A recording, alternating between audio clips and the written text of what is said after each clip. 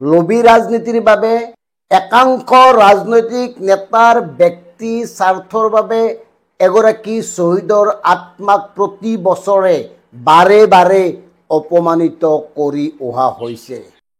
আমি টিহুৰ কথা কৈছোঁ, নলবাৰী জিলাৰ টিহুত মহকুমা লাগে আৰু এই 40 বছৰীয়া দাবীটোক প্ৰতিষ্ঠা কৰিবলৈ গৈ আজিৰ পৰা 10 বছৰ পূৰ্বে অৰ্থাৎ 2015 চনৰ 17 জুলাই শুকুৰবাৰে শ্বহীদ হৈছিল ছাত্ৰ সন্থাৰ যুৱক হিমাংশু তামুলী।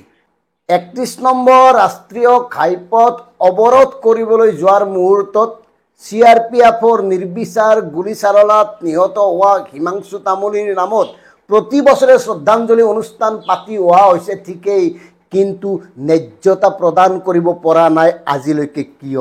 কিয় হ'ল? কিয় ছাত্ৰ সন্থাই আজিৰ তাৰিখত আজৰি আনিব পৰা নাই ন্যায্য প্ৰাপ্তি? প্ৰয়াত মুখ্যমন্ত্ৰী তৰুণ গগৈ ডাঙৰীয়াৰ তৃতীয়টো কাৰ্যকালৰ শেষৰ ফালে টিহুক মহকুমা হিচাপে ঘোষণা কৰা হৈছিল। মহকুমাৰ আধাৰশিলা স্থাপন কৰি উদ্বোধন পৰ্যন্ত কৰা হৈছিল। তাৰ পিছত সাৰ সুৰ নাই, তাৰ পিছত কোনো খা খবৰ নাই। পুনৰ 2021 চনত ডক্টৰ হিমন্ত বিশ্ব শৰ্মা ডাঙৰীয়া মুখ্যমন্ত্ৰী হোৱাৰ 2 বছৰ পিছত অৰ্থাৎ 2023 চনৰ 25 আগষ্টত ঘোষণা কৰা হৈছিল টিহুক সমজিলা দিয়া হ'ব। টিহুৱে বহু দিনৰ পৰা মহকুমা বিচাৰি আছিল, এতিয়া উপজিলা পাই গ'ল, মহকুমাতকৈ ওপৰতে পাই গ'ল।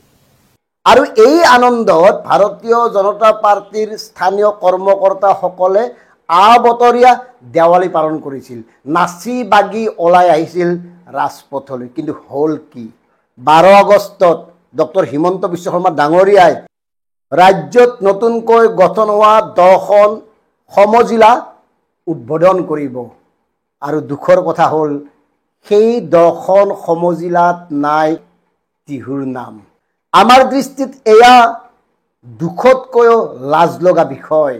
কাৰণ টিহুক আৱৰি বিশেষকৈ নলবাৰী জিলাতে কেবিনেট মন্ত্ৰী আছে, জয়ন্ত মল্ল বৰুৱা, চন্দ্ৰমোহন পাটোৱাৰী, এইফালে ৰঞ্জিত দাস। টিহুক আৱৰি থকা এই 3গৰাকী মন্ত্ৰীয়ে কি খৰাৰ ঘা কাটি আছে? কিয় এই 3গৰাকী মন্ত্ৰীক বাধ্য কৰাব পৰা নাই টিহুৰ স্থানীয় লোকসকলে? জয়ন্ত মল্ল ডাঙৰীয়াৰতো জন্ম টিহুতেই, তেওঁতো নিজৰ বাবে সকলো কৰিলে। অথচ টিহুক উপজিলা ঘোষণাৰ ক্ষেত্ৰত বা টিহুত উপজিলা স্থাপনৰ ক্ষেত্ৰত জয়ন্ত মল্ল বৰুৱা ডাঙৰীয়াৰ ভূমিকা ডাঙৰ শূন্য। আমাৰ স্পষ্ট কথা, যদি অন্য প্ৰান্তত সমজিলা পাব পাৰে, টিহুত কিয় পাব নোৱাৰে? কাৰণ টিহুৰ বাবে শ্বহীদ হৈছিল হিমাংশু তামুলী। মাজতে কি হ'ল? নাটক চাব এওঁলোকৰ, চন্দ্ৰমোহন পাটোৱাৰীৰ নাটক। মাজতে এওঁলোকে টিহু সমজিলাৰ নামটোৰ আগত ধৰ্মপুৰ টিহু সমজিলা কৰিলে। অথচ টিহুৰ বাবে শ্বহীদ হৈছিল হিমাংশু তামুলী, নিৰ্যাতিত হৈছিল ব্ৰজেন বৈশ্যৰ দৰে একাধিক লোক। আৰু তাৰ জাতীয় দলং গঠন তেখেতসকলে কি কৰি আছে?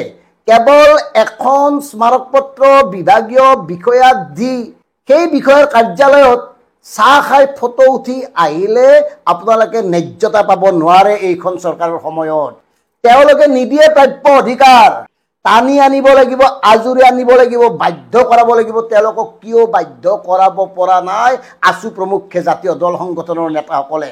নে আপোনালোকে কেৱল তলে তলে সকলোবোৰ ঠিকে থাকে ৰাখি নিজৰ অংকবোৰ ঠিকে থাকে কৰি হিমাংশু তামুলীৰ নামত মুনাফা লৈ আছে? যদি শ্বহীদ হিমাংশু তামুলীৰ নামত আপোনালোকে মুনাফা লোৱা নাই, তেতিয়াহ'লে বাধ্য কৰক। 10 বছৰ উকলি গ'ল, 10 বছৰ কম সময় নহয়, আৰু নাপাবলগীয়া ঠাইও নহয় টিহু। গতিকে টিহুৰ এই ন্যায্য প্ৰাপ্তিৰ দাবীত আপোনালোকে দৰকাৰ হ'লে বিভাগীয় বিষয়াক আবদ্ধ কৰি ৰাখিব লাগিব গণতান্ত্ৰিকভাৱে।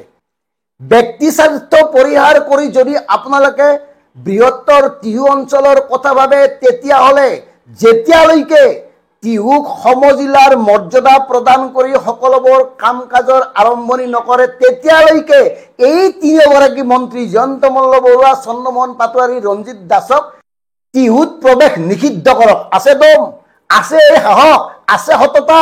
কিমান দুখ লগা কথা ভাবক ৰাইজ।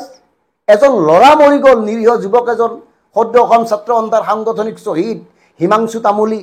তেওঁৰ ঘৰৰ কোনো স্থায়ী সমাধানো নহ'ল, কোনো স্থায়ী সংস্থাপনো নিদিলে আজিলৈকে এইখন চৰকাৰে। বাধ্য কৰাব নোৱাৰিলে। কিয় বাধ্য কৰাব নোৱাৰিলে? বাধ্য কৰাব নোৱাৰাৰ উদ্দেশ্যত কি আছে? কিহৰ কাৰণে বিভাগীয় বিষয়াই গুৰুত্ব প্ৰদান নকৰে? মানে এনেকুৱা ৰাইজৰ কামত গৈ ব্যক্তিগত কামবোৰ কৰি আনে, এনেকুৱা ঘটনা ঘটিছে নেকি? এই প্ৰশ্নৰ উত্থাপন হ'ব, এই প্ৰশ্নৰ অৱতাৰণা হ'ব। এই কাৰণে হ'ব 10 বছৰ কম নহয়। যদি আপোনালোকে সঁচাকৈয়ে টিহুক সমজিলা বিচাৰে, তেতিয়াহ'লে যেতিয়ালৈকে টিহুক সমজিলাৰ মৰ্যাদা আৰু প্ৰাপ্য সম্পূৰ্ণকৈ নিদিয়ে, তেতিয়ালৈকে কোনো ৰাজনৈতিক নেতাক, তেওঁ মুখ্যমন্ত্ৰীয়ে হওক, টিহু গান্ধী ভৱনলৈ নামাতিব, উদ্বোধন কৰাৰ সুযোগ নিদিব। পাৰিব সেই সিদ্ধান্ত গ্ৰহণ কৰাৰ সাহস হ'ব? যদি নহয়, চৰকাৰে এই সুযোগ লৈয়ে থাকিব। বছৰৰ পিছত বছৰ গৈয়ে থাকিব, আকৌ ক'ব 26 যাওক, 26ৰ পিছত আমাৰ চৰকাৰ আহক, তেতিয়া আমি দিমেই। এই ধৰণে প্ৰতিশ্ৰুতি দিয়া মন্ত্ৰীসকলক আগুৰি ধৰি আবদ্ধ কৰি বাধ্য কৰাওক। যদি দিয়ে আজিয়েই দিয়ক, দিব লাগিব। যদি দিব নোৱাৰে, ইয়াত প্ৰৱেশ নকৰিব। কোনে ক'ব?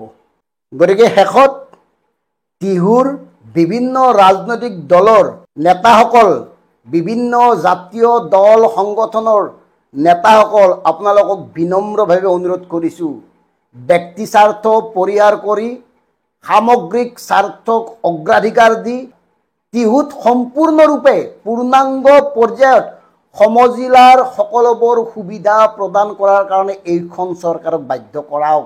তেতিয়াহে শ্বহীদ হিমাংশু তামুলীৰ আত্মাই শান্তি পাব। ধন্যবাদ।